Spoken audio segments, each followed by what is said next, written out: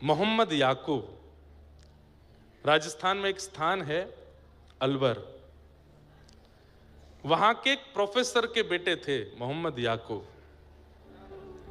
और इनके जो पिताजी थे वो अजमेर में एक हॉस्पिटल में उनकी नौकरी लग गई थी, रहते थे, कभी कभी अलवर आते थे।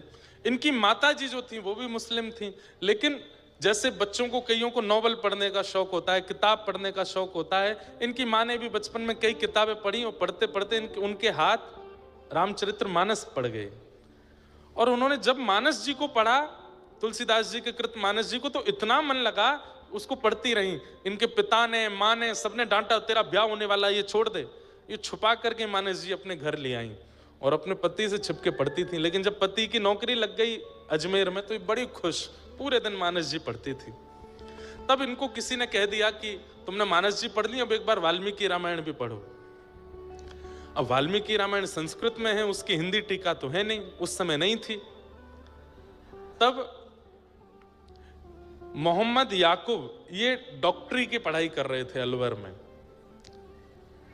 तब इन्होंने अपने पुत्र से एक दिन कहा, बोले तुम पढ़ने में इतने अच्छे हो, जो चाहते हो वो पढ़ लेते हो, अपनी माँ की एक इच्छा पूरी करोगे? बोले कहिए ना माँ, मैं क्या करूं? तो बोले कि है तो विपरीत बात, पिता को पता चले तो हो सकता है कि मारपीट तक उतर आवे, और समाज को पता चले तो बहुत बड़ा बहिष्कार, मृत्यु दंड तक मिल सकता है। लेकिन मेरी एक इच्छा है, मेरा मन इतना राम में लग चुका है, मैं इतना ज्यादा उनमें खो चुकी हूं, चलते फिरते मुझे राम दिखते हैं। तो इनके पुत्र बोले, माँ कैसी बात करती हो, ये तो हिंदुओं के भगवान है। बोले हाँ, मैं छुप छुप के मानस पढ़ती हूँ, मेरा बहुत मन है कि मेरे प्राण निकले एक बार, उससे पहले मैं वाल्मीकि रामायण पढ़ूं, परंतु वो संस्कृत में है, मैं पढ़ नहीं पाऊंगी, समझ नहीं पाऊंगी, मैं क्या करूं मां? बोले तुम पढ़ने में बहुत अच्छे हो, तुम जल्दी जल्दी याद कर लेते हो, तुम संस्कृत पढ़ लो, और संस्कृत की विद्या अध्ययन करके, संस्कृत सीख करके तुम मुझे वाल्मीकि रामायण रात में छुप करके कमरे में बैठ के सुनाओ, जब जब पिता नहीं रहेंगे तो मैं वाल्मीकि रामायण सुनूं, मेरी एक अंतिम इच्छा है। तो मोहम्मद याकूब बोले, मां मुझे पढ़ाएगा कौन संस्कृत? पूरे नगर के ब्राह्मणों के पास गए, सबने कहा तुम मांस मदिरा का सेवन करने वाले हो, मुस्लिम हो, तुमको हम संस्कृत नहीं पढ़ाएंगे।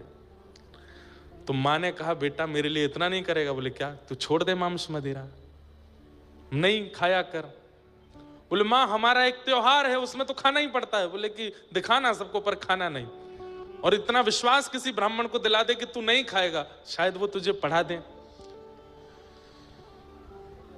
कल जो मैंने एक पद गाया था ना गोस्वामी तुलसीदास जी का, वो यहां सिद्ध होता है कि मोहम्मद याकूब की मां को राम जी मीठे लग गए हैं, जो मोहे राम लागते मीठे, इतने मीठे लग गए कि अपने पुत्र को पूरे विपरीत क्रिया करवा दी, अपने धर्म से विपरीत।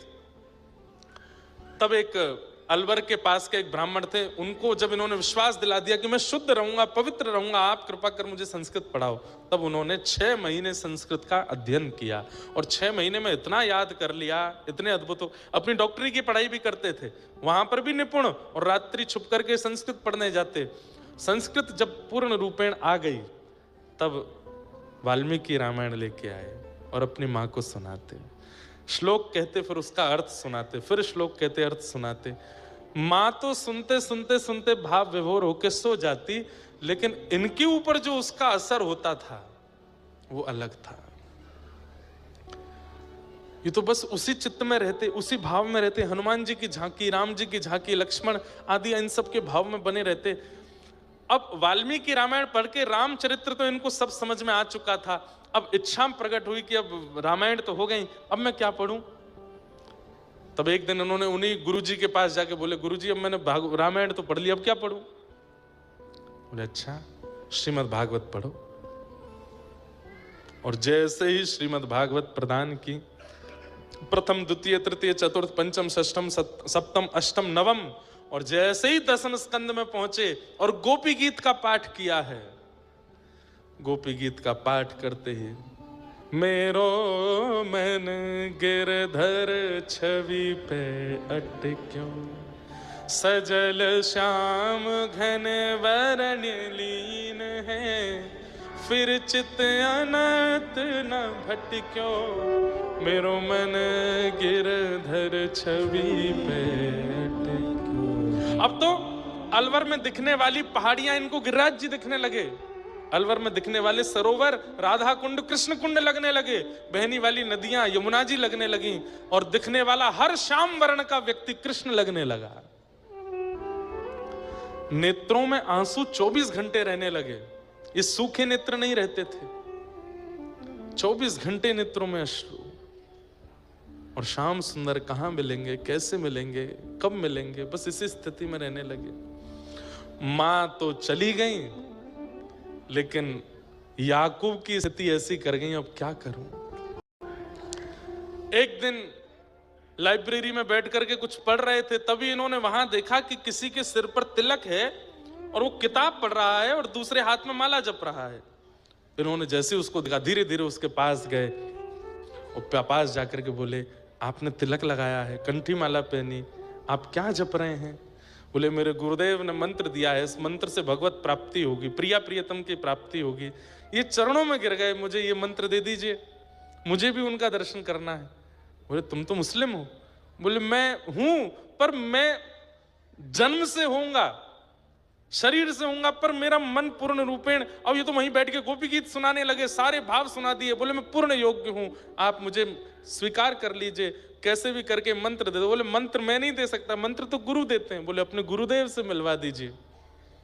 तब इन्होंने कहा, परसों गुरुदेव घर आ रहे हैं, उनका सत्संग है, 600-700 वैष्णव आएंगे, तुम भी आना, चुपचाप आके बैठ के सुनना।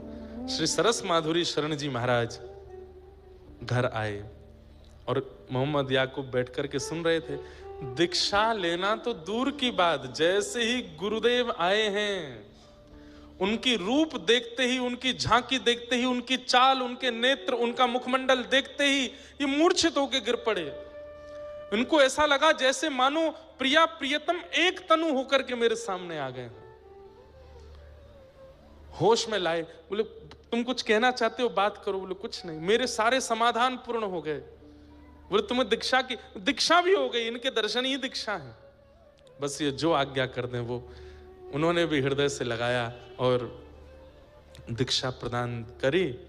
और इनका नाम वैसे तो कुछ सरस करके नाम रखा, प्रिय सरस ऐसे करके कुछ नाम रखा, लेकिन फिर गुरुदेव को बहुत इनको देख करके बड़ा आनंद आता था, तो इनका नाम सनम साहब रख दिया। क्या नाम रखा? सनम साहब। और सनम साहब जी ने फिर ऐसे ऐसे पद गाए हैं, ऐसे ऐसे भाव गाए हैं श्री प्रिया प्रियतम के।